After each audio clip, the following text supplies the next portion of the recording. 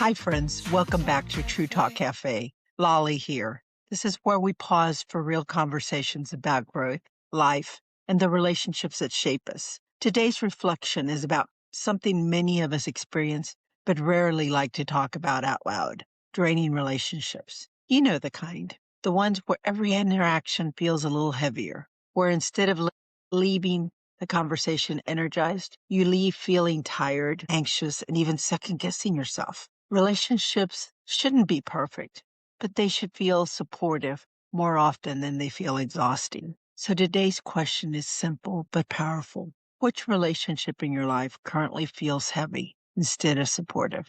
Take a moment and be honest with yourself. And don't be afraid. Just because you identify a relationship as draining doesn't mean that you can't continue in that relationship.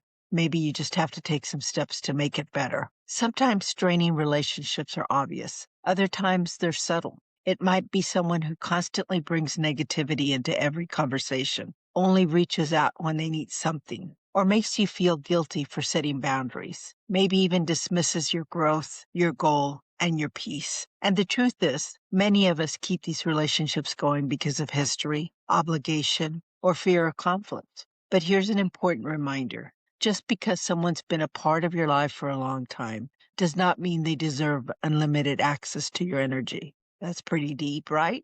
Healthy relationships can create space for mutual support, encouragement, and respect. They don't leave you feeling like you have to shrink, fix, or constantly carry the emotional weight. Now, identifying a draining relationship doesn't mean we immediately cut people off. Sometimes the answer isn't distance, it's clarity. Ask yourself, have I clearly expressed how I feel?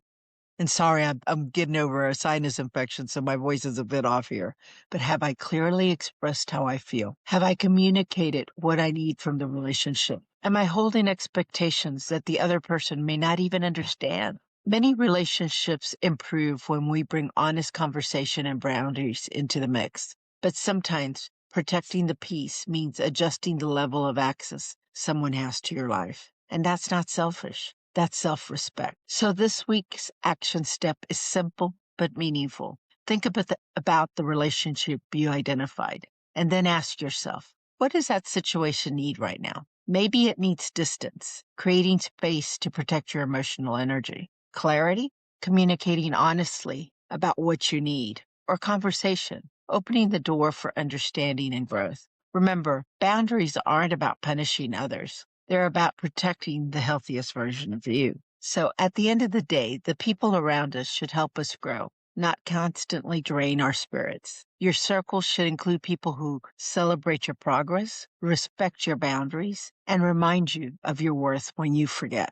So today, take a moment to reflect. Which relationships nourish your life and which ones need a reset? Because protecting your peace is not a luxury. It's part of living a healthy, intentional life. Thank you for joining me at True Talk Cafe. I hope you found this helpful, and we'll see you next time. Take care.